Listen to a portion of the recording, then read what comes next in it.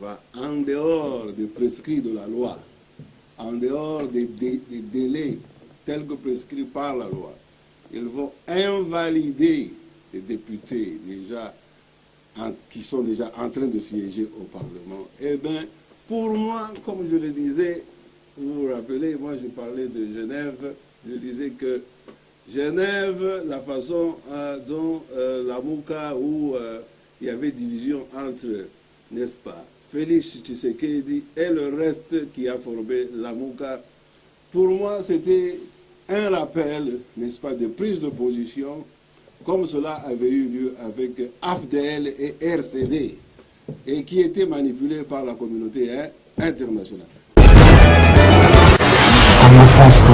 gens qui sont désenchantés parce qu'ils pensaient qu'une fois au pouvoir, parce que Kabila a contrôlé l'armée comme ils sont en train de le penser toujours, qu'ils vont aussi manipuler les choses au niveau du Parlement à leur aise, c'est-à-dire qu'ils pouvaient dire n'importe quoi au Parlement, et le peuple ne pouvait pas répondre. Ils se rendent compte que non, mais écoutez, ce n'est pas possible de gérer et de diriger les choses comme ils le faisaient avant. Voilà, il y a le désenchantement de la part des gens de FCC et de PPR. Bonjour, bonjour, mesdames, demoiselles et messieurs, chers amis fidèles téléspectateurs de la 3xw.congofrance.com. Merci parce que vous êtes nombreux toujours en train de nous suivre à travers cette émission To Solola pour na Congo, présentée par votre humble serviteur Yannick Wenge, Moto Atonda Nakibonzambe, Charmi, fidèles téléspectateurs. Merci beaucoup, ne vous aura toujours rebellé, vous êtes en train de nous suivre à travers le monde. Merci beaucoup à Maman Adèle Yombo. Maman elle a ba trisomie, elle a ba autiste, bano ba bwakama, maman wa biaka bano ba bwakama na kati ya ebale, maman na encadra bango pe ala na bango. Merci beaucoup chers amis fidèles téléspectateurs, vous êtes en train de nous suivre à ce moment. Nous sommes ici chez le président Bruno Kantopa, président il y a Mouvement Congo Paradis MCP en cycle. Avec lui, on va parler sur tout ce qui se passe au Congo et on va aussi parler sur l'actualité. Suivez et on se retrouve tout juste après. Bonjour Yannick Wenge. Comment vous allez? Très bien, merci. Je vais bien au rythme de la situation politique au pays. Okay. Moi, je ne sais pas. Qu'est-ce que les commentaires des gens de PPRD ont à voir avec tout ça. Ça fait un peu rire, donc ça c'est... Nous avons un fonctionnement, dans le fonctionnement d'un pays, vous avez des élections qui ont été censées être organisées dans la crédibilité par un gouvernement avec le parti qui était majoritaire au pouvoir, qui était perdu, qui ont déclaré ce résultat être des résultats finaux et des résultats corrects. Donc ceux qui battent pas le Congo, il faut tout comprendre, il faut que nous comprenions dans quel contexte, quand est-ce qu'ils sont en train de dire. Je crois que vous vous référez aux gens de PPRD qui étaient fâché de constater que l'UDPS s'est mobilisé pour réagir par rapport à l'outrage au Parlement, l'outrage contre le président Félix Tshisekedi. Et aussi, après, il y a eu cette démarche de la Cour constitutionnelle pour commencer avec l'invalidation de certains députés, parmi lesquels figurent beaucoup de députés de la MOUCA. Chose qui est vraiment inquiétante pour l'avenir du pays, chose qui met aussi PPRD et FCC dans la lumière par rapport à leurs intentions réelles en ce qui concerne l'avenir politique et leur rôle. Bon, écoutez, quand les gens disent ça, bon, quand on vous découvre en flagrant délit, quelqu'un qui est habitué à mentir, à jouer au coup et à déjouer les choses, peut utiliser encore le mensonge, l'intoxication, le chantage, pour ne pas être confronté à dire la vérité par rapport aux actes qu'il aurait posés antérieurement. Donc, pour moi, ça, c'est juste un signe des gens qui, par manque d'arguments, ils font maintenant des chantages. Alors qu'ils ont répondu, moi, du coup, nous avons eu la passation de pouvoir. Toutes les institutions ont accepté de déclarer Félix comme président de la République, comme vainqueur aux élections. Il y a eu beaucoup d'opposition avant, sur le plan même interne, même donc au niveau du Congo, par les autres acteurs politiques. Mais au moment où nous parlons, que ce soit sur le plan intérieur et sur le plan extérieur, Félix est accepté comme la personne qui aurait gagné effectivement aux élections de 2018. D'ailleurs, vous savez, pour voir un peu les choses dans la réalité, vous voyez comment ces jours-ci, il y a la mobilisation à Kinshasa. Que ce soit les gens de la MOUPA ou les gens de PPRD.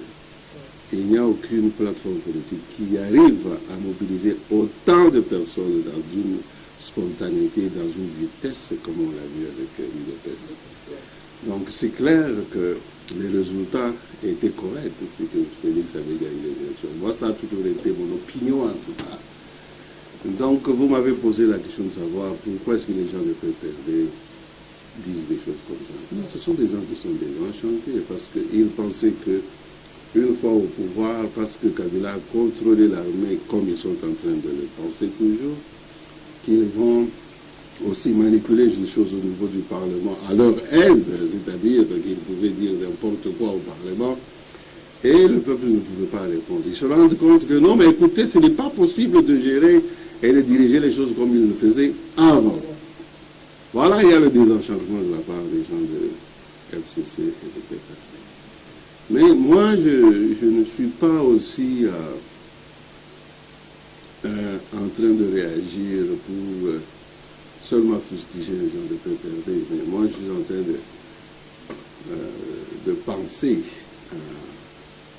à la cour actuelle des choses par rapport à l'intérêt national et par rapport à notre façon de voir les choses avec MCP, le mouvement Congo Paradis, comme on l'avait pensé par le passé.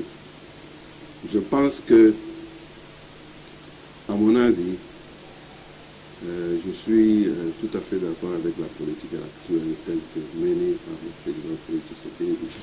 D'ailleurs, en tant qu'organisation de la société civile, moi et mon organisation, nous adhérons vraiment à la démarche de l'UDPS.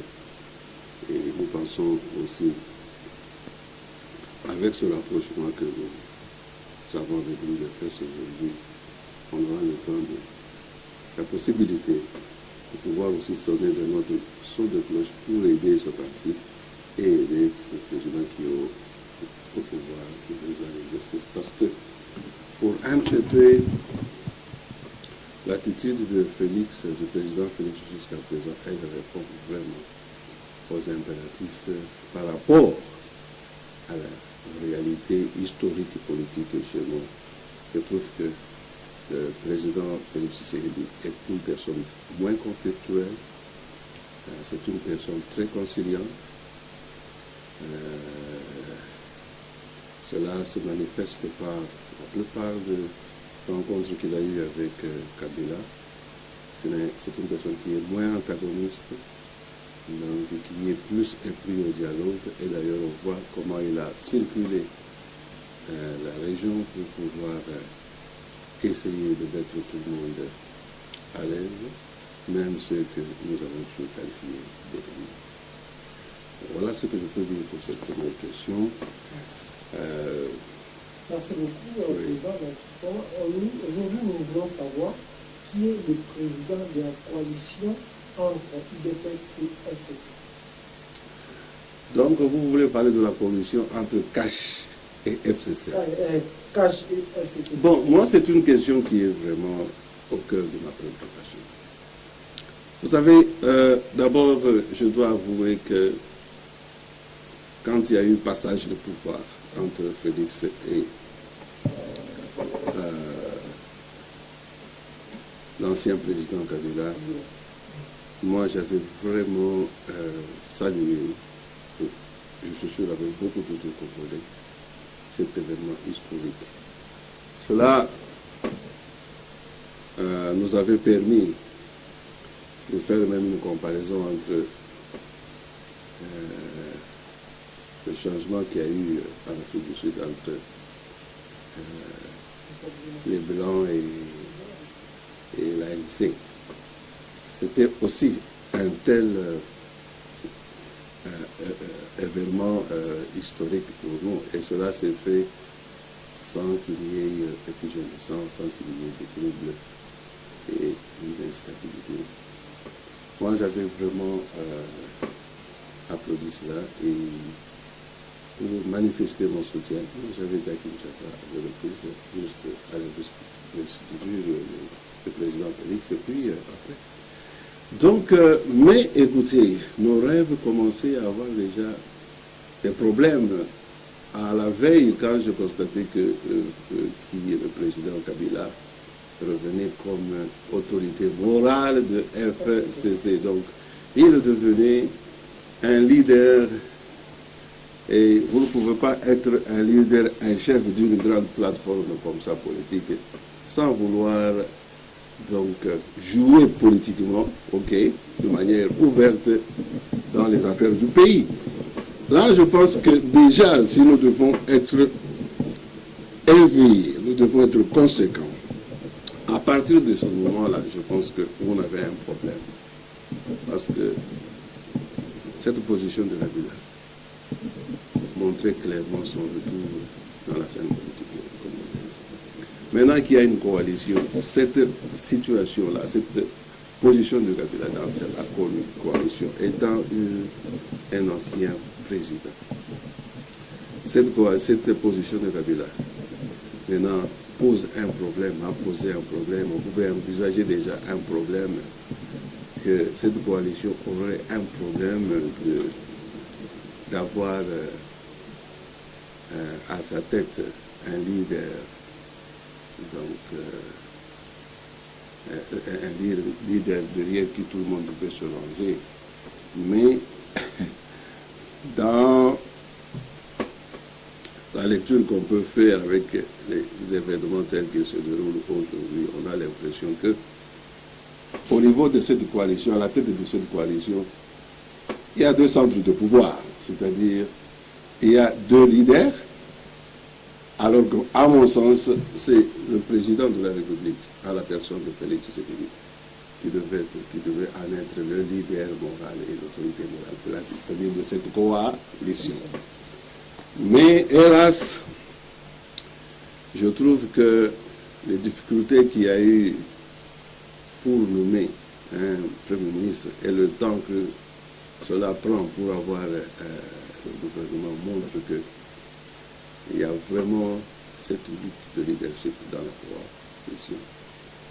Et à mon avis, avec les revirements actuels, quand on voit une Cour constitutionnelle qui va en dehors des prescrits de la loi, en dehors des délais tels que prescrits par la loi, ils vont invalider les députés déjà qui sont déjà en train de siéger au Parlement. Eh bien, pour moi, comme je le disais, vous vous rappelez, moi je parlais de Genève, je disais que Genève, la façon dont la Mouka, où il y avait division entre, n'est-ce pas, Félix Tshisekedi et le reste qui a formé la Mouka, pour moi c'était un rappel, n'est-ce pas, de prise de position, comme cela avait eu lieu avec AFDL et RCD, et qui était manipulé par la communauté internationale.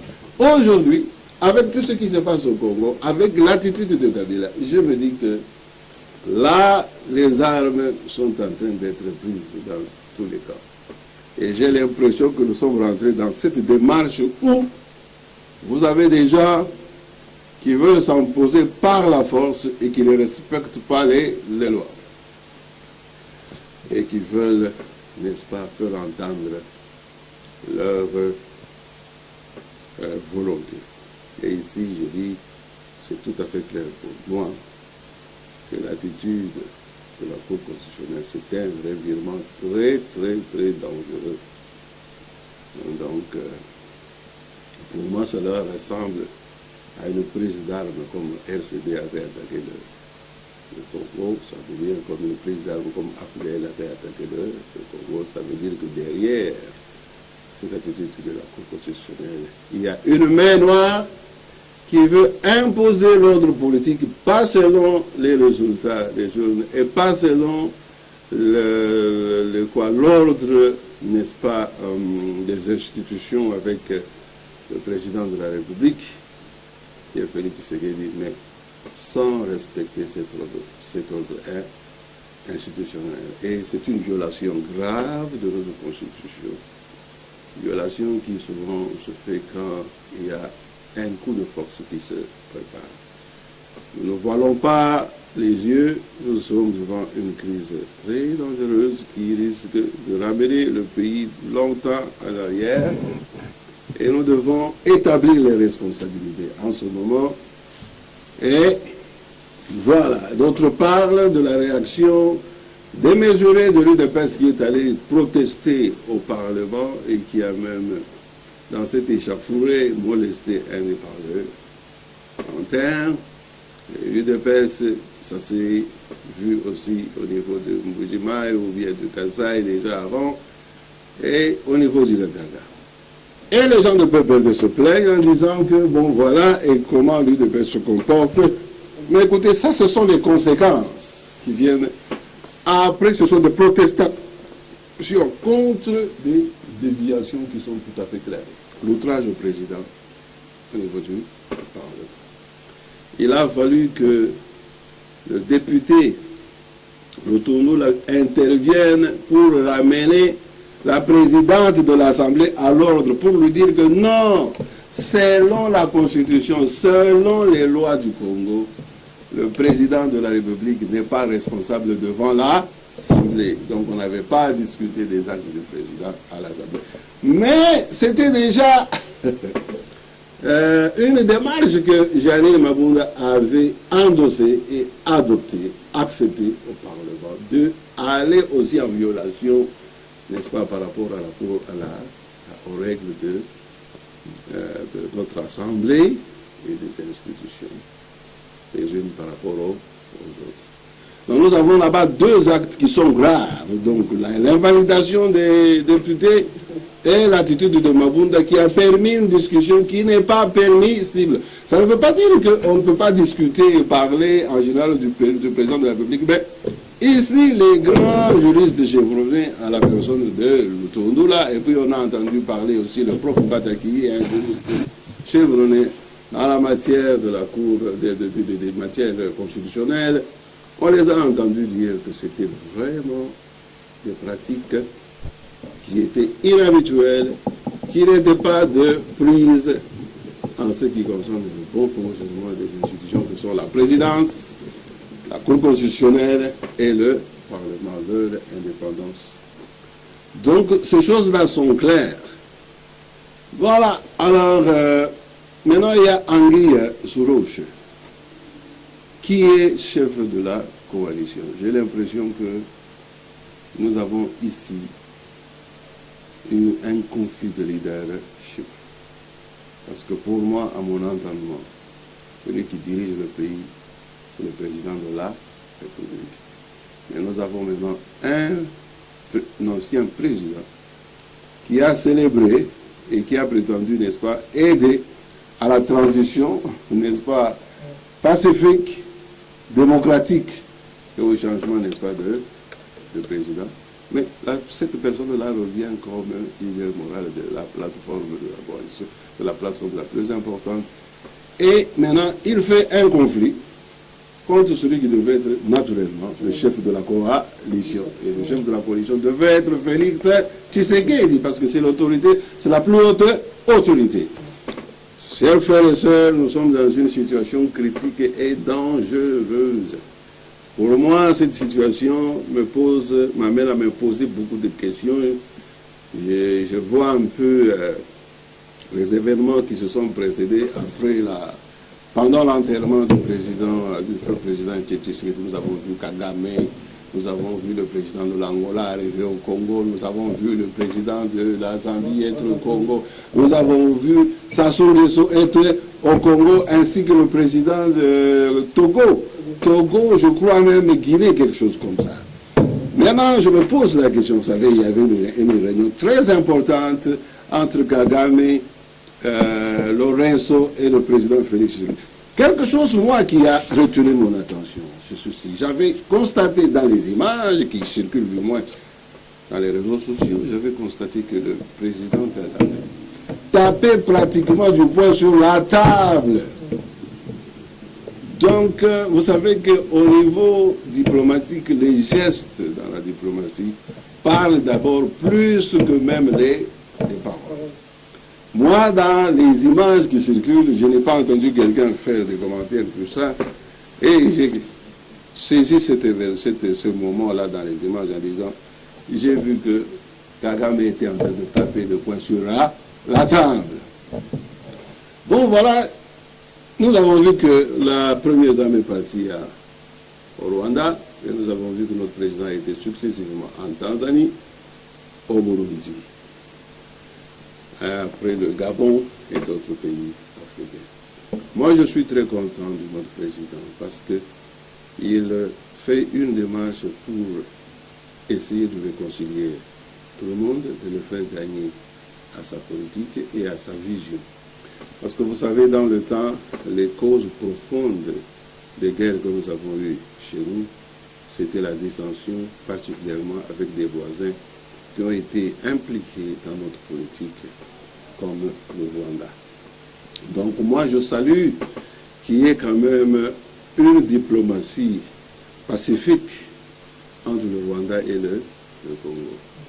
Maintenant, la question se pose, c'est si vraiment les enjeux actuels, avec l'entêtement visible et manifeste de PPRD, avec son chef de file qui est Kabila, si cela est soutenu et endossé par Kagame, qui a joué un rôle capital, si pas important dans notre région et particulièrement dans notre pays. Voilà. Merci beaucoup, président. Votre réaction était comment quand on voit qu'il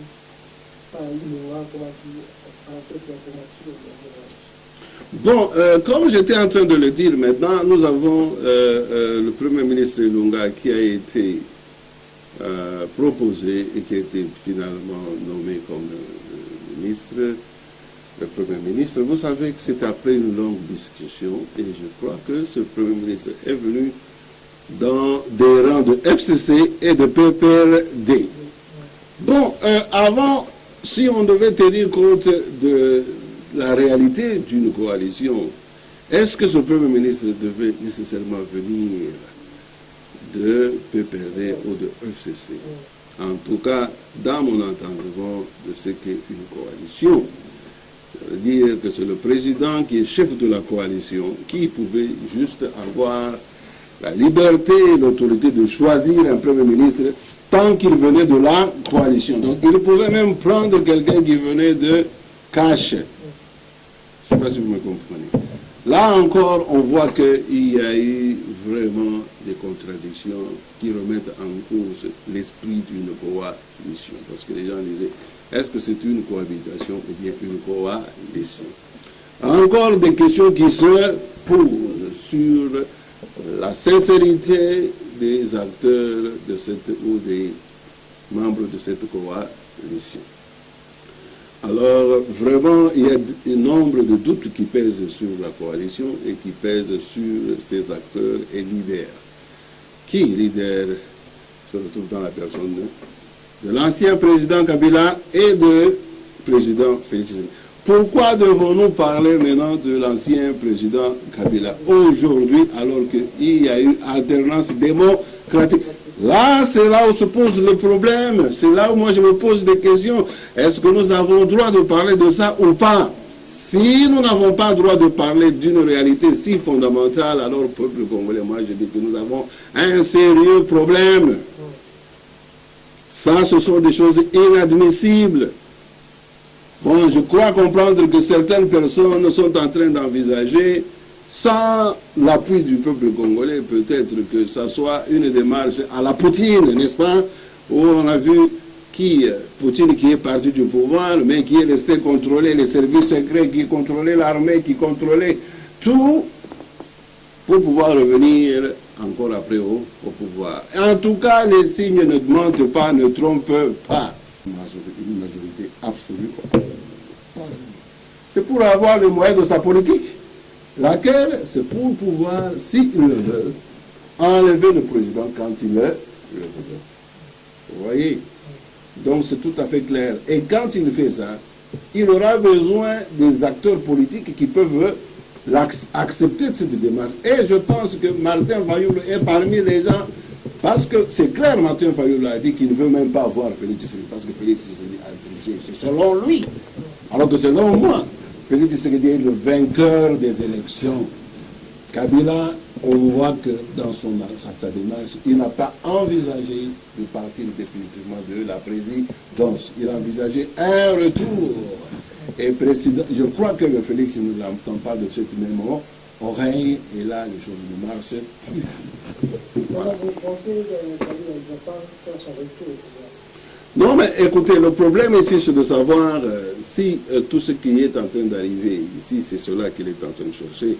Est-ce que c'est cela, c'est un signe clair? Moi, je pense que c'est un signe clair, parce qu'en revenant comme chef de file de l'opposition, et maintenant, on voit des choses impensables, une cour constitutionnelle qui commence à invalider les députés, même après le délai tel que requis par la Constitution. Vous avez au Parlement Janine Mabunda qui agit sans respecter les normes du parlementaire pour respecter, n'est-ce pas, le président en tant que garant de la nation et respecter le fait qu'il n'est pas responsable devant le Parlement, chose qu'ils ont respectée pendant le mandat de Kabila. Vous voyez que vraiment c'est une désorientation. Et comme les gens le disent, mais oh ben écoutez, il y a eu Félix a nommé les gens, est-ce que ça serait ça la raison? Mais ce n'est pas pour cette raison que Kabila a pris la position d'être, n'est-ce pas, comme chef de ville de l'opposition. C'était bien avant, donc on pouvait déjà voir où on allait en arriver. Donc c'était déjà clair. Et Félix a été patient pour pouvoir gérer quelqu'un qui était déjà en dehors des attentes du peuple de notre Constitution. Ici, je pense qu'il n'est pas encore trop tard.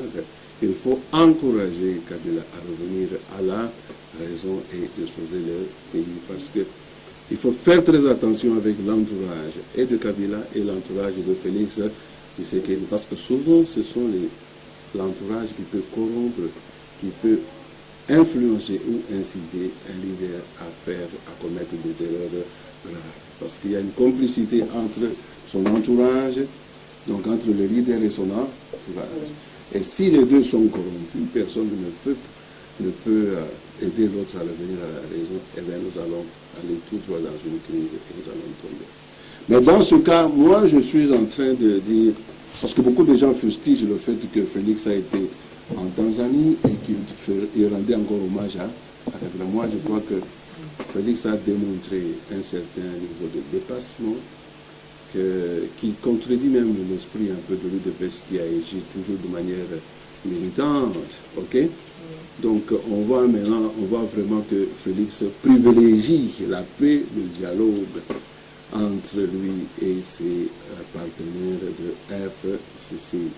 Je pense que cette attitude même qu'il manifeste à l'égard des pays dans la région comme le Rwanda, qu'on a qualifié d'un pays ennemi, mais la façon dont le président Félix est en train de faire une démarche tout à fait pacifique entre le Congo et ces pays voisins qui, malgré qu'ils sont frères, mais ont été considérés comme des ennemis, démontre une capacité de dépassement, d'agir pas avec l'esprit militantiste tel que on l'avait constaté dans l'UDPS avant, donc d'agir de manière très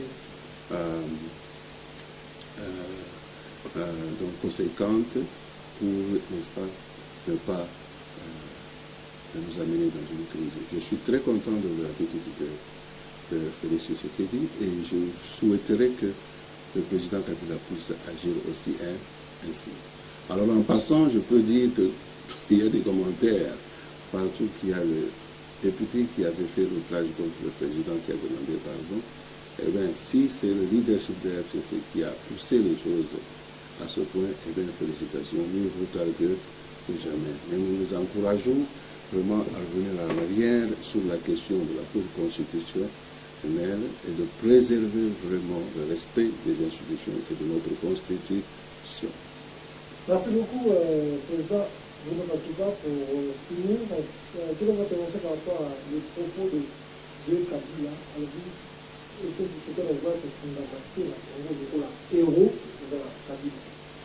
Bon, écoutez, ce monsieur-là, c'est un jeune monsieur. Il est trop jeune pour vraiment comprendre toute la politique au Congo et puis voir sa dimension.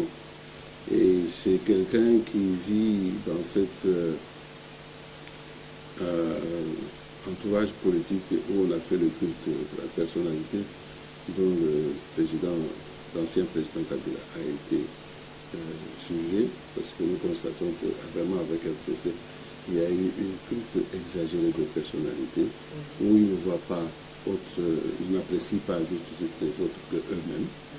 Et je regrette que les choses soient ainsi. Il faut qu'ils fassent vraiment un devoir de trop comprendre notre passé. Moi, je pourrais dire rapidement en conclusion ceci, que nous avons quelqu'un qui, au milieu de la dictature de Mobutu, une personne qui a eu le courage de se mettre debout, qui était très proche de Mobutu, mais qui a eu le courage de dire non, de s'opposer et de mobiliser toute la nation contre non seulement Mobutu, même contre les gens qui soutenaient Mobutu, c'est-à-dire la communauté internationale.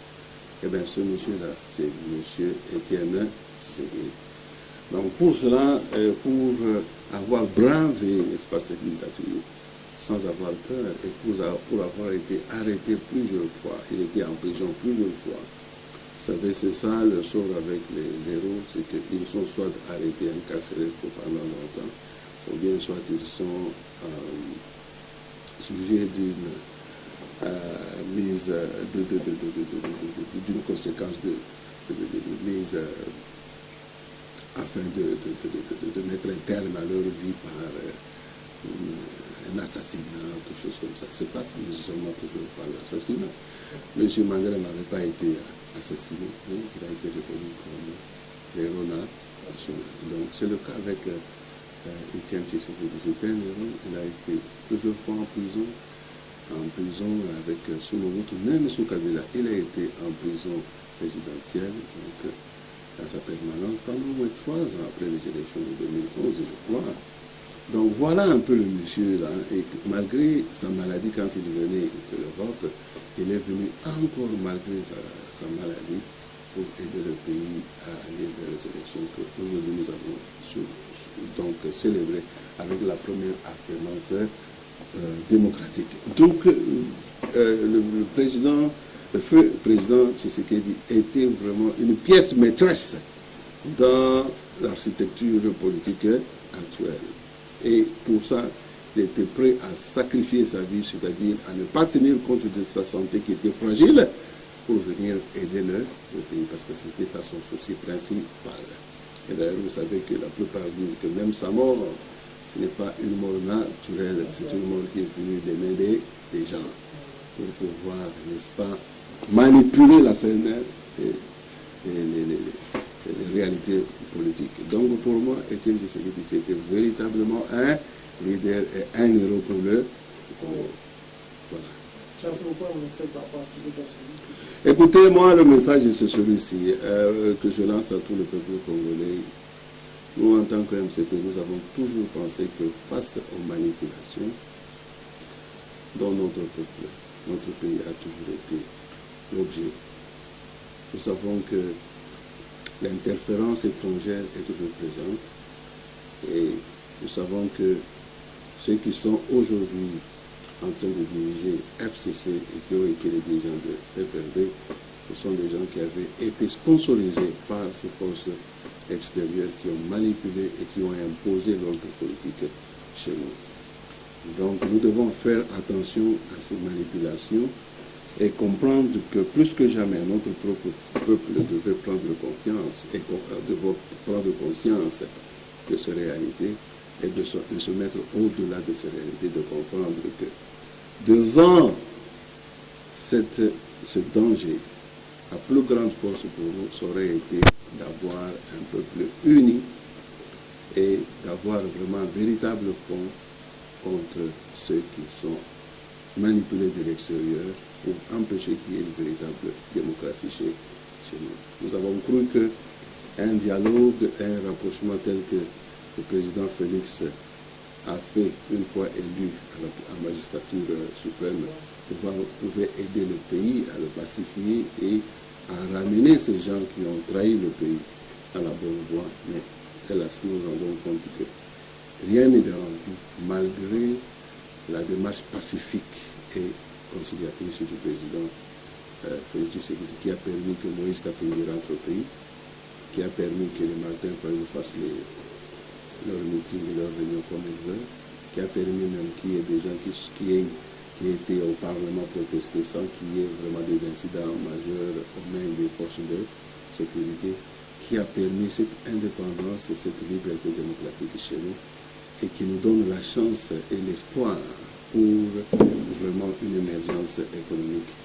Vraiment, nous regrettons que cela soit mis en danger et la bonne foi de notre président soit remise même en question, alors que vraiment ça était un souhait d'avoir un président comme lui. Vraiment, moi j'appelle à tous les peuples congolais qui ont vraiment le souci réel et qui sont de bonne foi à se mettre derrière le président Félix Tshisekedi, à soutenir malgré tout la coalition entre FCC et Cache, mais à pouvoir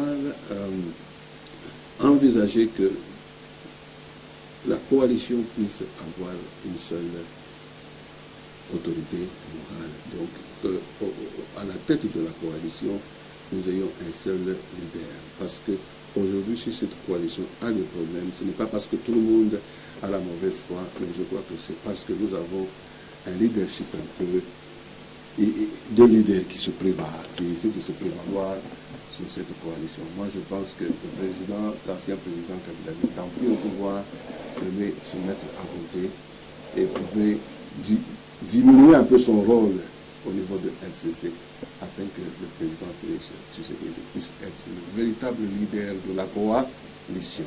Alors, on aurait compris et accepté que l'ancien président Kabila avait la bonne foi pour soutenir la véritable alternance au Congo. Mais tel que les choses se présentent, je crois qu'il y a une mauvaise perception, il y a une mauvaise peut-être démarche du président Kabila. Peut-être lui-même n'a pas compris cela, mais il est grand temps qu'il puisse retourner en arrière, qu'il puisse permettre à ce pays de faire un pas. Parce que tout le monde entier est en train de nous observer. Et ça sera pour la fierté de l'Afrique, ça sera pour la fierté du Congo, qui attend de venir avec le président Félix Tshisekedi à sa tête un modèle et un exemple pour tout le continent. Merci beaucoup Yannick. J'espère que bientôt encore on va se retrouver pour parler davantage sur notre pays. Il y a beaucoup de choses à se dire. Merci. Merci beaucoup, mesdames, mesdemoiselles et messieurs. Nous sommes arrivés à la fin de cette émission. C'était pour moi un grand plaisir de recevoir pour vous le président Bruno Kantumpa, le président des Mouvement Congo Paradis. Merci beaucoup à président.